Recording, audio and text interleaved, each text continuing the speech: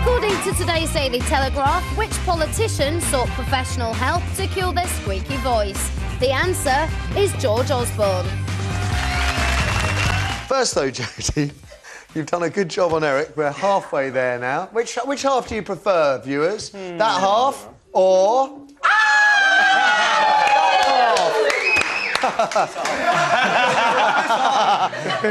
Don't phone, it's just for fun. Now, you've hardly had a chance to read the papers we've had you running around today. What have you got for us, though? What have you got? Well, according to The Sun, Britain's put an elite boy band together and they've sent them out to Zurich. and basically, they're going to put them in front of these X Factor-style judges and they've got 30 minutes to convince these guys... They've got loads of money in their pockets, they're willing to hand over. They're going to release a #1 single. I mean, they're going to get the World Cup brought to the UK.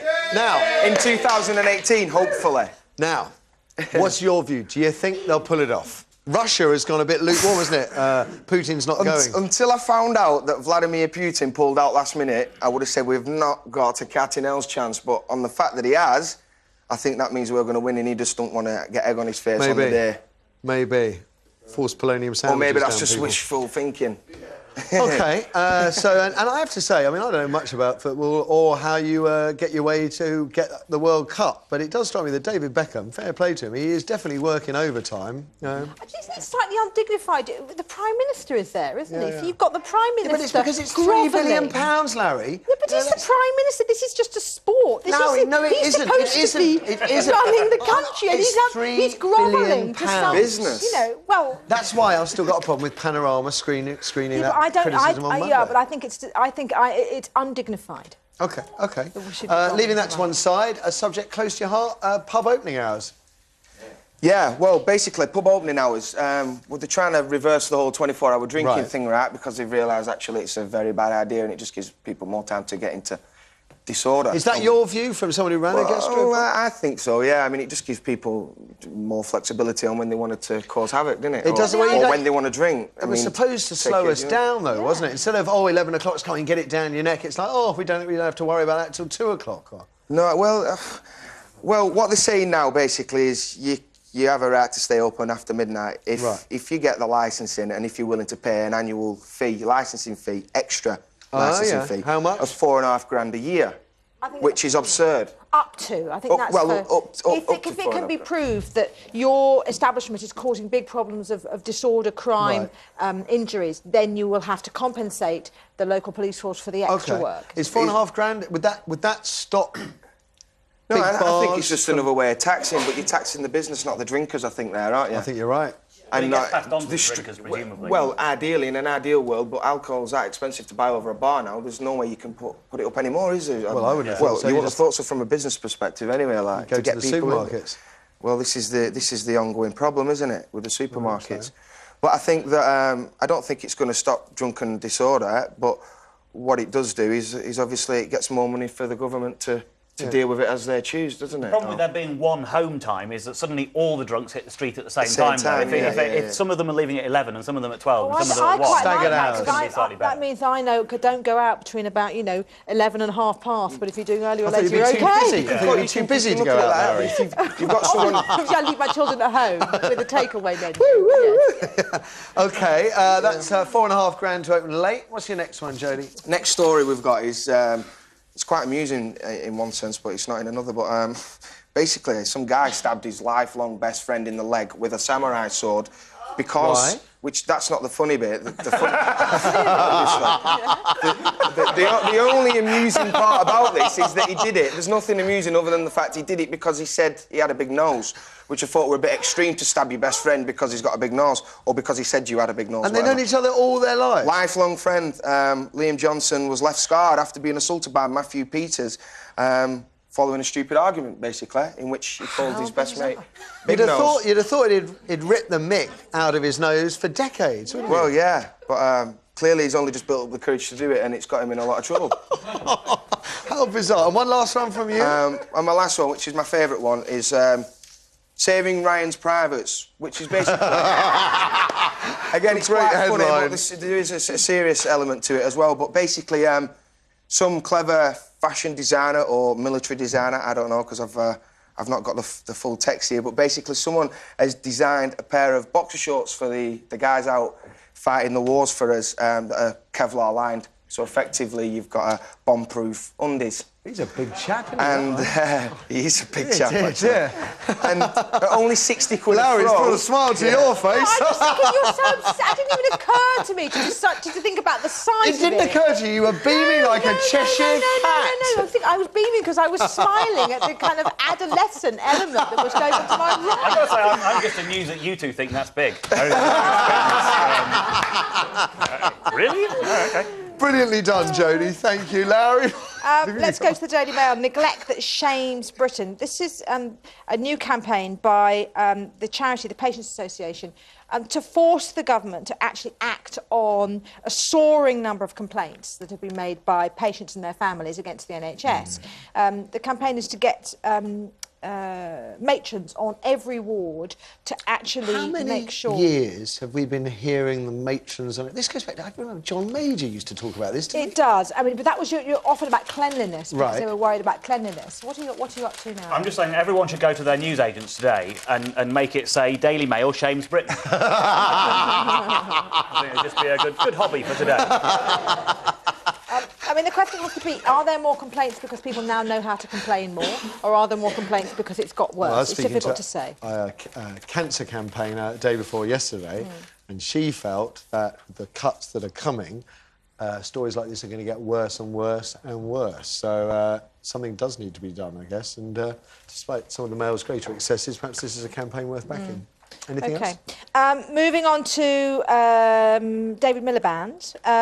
Prime Minister's Question Times yesterday. Right. Sorry, Ed Miliband, I should say. You see, they've just... As I say, David Miliband, yes, who he? Exactly, yeah. The less attractive one, Ed Miliband. Hey, what's attractiveness got to do with it? Well, he clearly doesn't have much skill when it comes to debating because he bombed in Prime Minister's Question Time yesterday. It's interesting. I mean, he hasn't been leader long. He's significantly younger, of course, than David Cameron. David Cameron had that very posh, tough education. Let's just hold your fire and have a little listen. This is PMQs yesterday. Today we learn the Foreign Secretary describes this gang as the children of Thatcher. It sounds just like the 1980s, out of touch with people up and down the country. Why doesn't the Prime Minister admit? Why doesn't the Prime Minister admit that he is complacent about the recovery, he is complacent about the people who will lose their jobs, and it is they who will pay the price? Yeah. Mr. Speaker, not waving but drowning. My mother is still with us, so she will be able to testify that what he's just claimed is not literally true. But let me say this. I'd rather be a child of Thatcher than a son of Brown. Now, there's a choice. Yeah. I think he hasn't been in the job very long. He needs to get a bit of time to... Backbenchers, Labour backbenchers were very cool But the problem with the whole lot thing about Prime Minister's Question Time, it's based around this kind of gladiatorial contest. Yeah. Does that actually mean that you're a good leader? No, actually it doesn't. I think it shows whether or not you've got the support of your backbenchers. No, I think it's more to do with whether you were brought up in a kind of debating society kind of home or a school, and Cameron clearly was. Moving on to a very interesting story. Lesbian must share children with sperm donor father. This is the case of a lesbian couple who had 2 children with a gay sperm donor father. He placed an ad in the Gay Times, and the ad said, "I require little involvement." However, things change when you actually have a child, and clearly once the children were born, he wanted to have much more involvement. The lesbian mother, the mother who actually carried the children, felt that her lesbian partner was being marginalised by him. So big fight, and the High Court have just ruled in his favour, and the children, they now have shared residency. Very tricky one, this one, I would say, but this is more of these kind of cases are going to come, I'm sure. And I'll hand over to Dave. The Guardian, the thing with the WikiLeaks is that a lot of it is just gossip, and it isn't necessarily... It's all out of context. Yeah, it's a cable that someone sent, and we all say things. Basically, how many people have supposed that maybe Russia has a slightly sort of criminal element to its ruling or whatever? But that sort of thing gets said all the time. And now that an American diplomat has said it in a cable, it's sort of seen to be... It must be true, and it's now public. But they're all saying things about Putin. Apparently, he knew about Litvinenko plot, and there's a kind of lots of backhanders, and basically sort of Russian society basically being called into question and being called a mafia state. Interesting to see whether that does have an effect on the World Cup. That and, you know, oh, there's got that and we've got a riot in Birmingham. Which one's going to have more of an influence on who gets the World Cup? I don't know. Julian Assange, the guy behind WikiLeaks, they can't arrest him because it turns out the Interpol thing is basically not right. The lawyers haven't done their job. He's in this country, isn't he? Yeah, yeah. Supposedly in this country. His lawyer is Mark Stevens, who's in London. He says the arrest warrant has been issued in circumstances where Mr Assange has an outstanding appeal in Sweden. However, a police source said it's not properly certified warrant, so we can't act on it. Basically, Scotland Yard know where he is, the police know where he is, but actually, Sweden have said, you can go and get him, Interpol, and actually, he's not wanted in Sweden. He's spoken to the Swedish authorities, so that has no authority, so they now can't go and arrest him. I just assumed they knew where he was, but they couldn't be bothered to get him because it was snowy. Yeah, probably that as well. He's basically a very wanted man, but they don't know under what law. He's just annoyed a lot of very powerful people. I wouldn't want to be him. No, I wouldn't want to be him. I'm glad he exists, but I wouldn't want to be him. It's already been mentioned on the show, George Osborne took voice training. He basically used to sound like Joe Pasquale.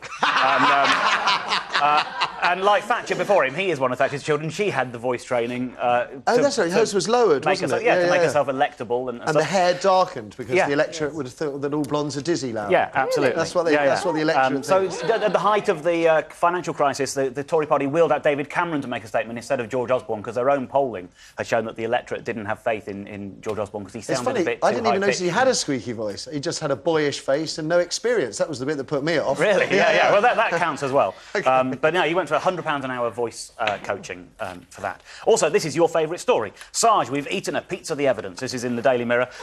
It's an alleged crime. It hasn't been tried yet, so I can't say too much about what's going on. But essentially, they think that some people were torturing a man over some drug deal that's gone wrong. The police have turned up, and the house is empty. But they've left pizza behind. And the pizza has turned up in a box with one of the mobile phone numbers of the men who've ordered it. And the police have eaten the pizza. So it was actually evidence at the time. However, it's not true that the 3 men have been arrested for it, so it's OK. You know, it's not so much dough as it hasn't dough. hasn't obstructed the course of justice. Right, nicely done. Oh, dear. OK, after the break, I want to know why we can't handle a bit of snow in this country. The authorities had loads of notice, and yet airports, railways, motorways are closed. Was that weatherman right when he said the problem isn't the amount of snow or the plunging temperatures, but the years of mild winters we've had to the point where we've forgotten how to cope? 0207 173 5555, that's the number of your thoughts. You don't have to use your real name if you're skiving off work and want the bus to think you're on a motorway somewhere. And that's why we can't handle a bit of snow. Next. Wintry weather is costing us over £1 billion a day. How many snowplows could you buy with that money? 1,000, 5,000 or 10,000? Find out after the break.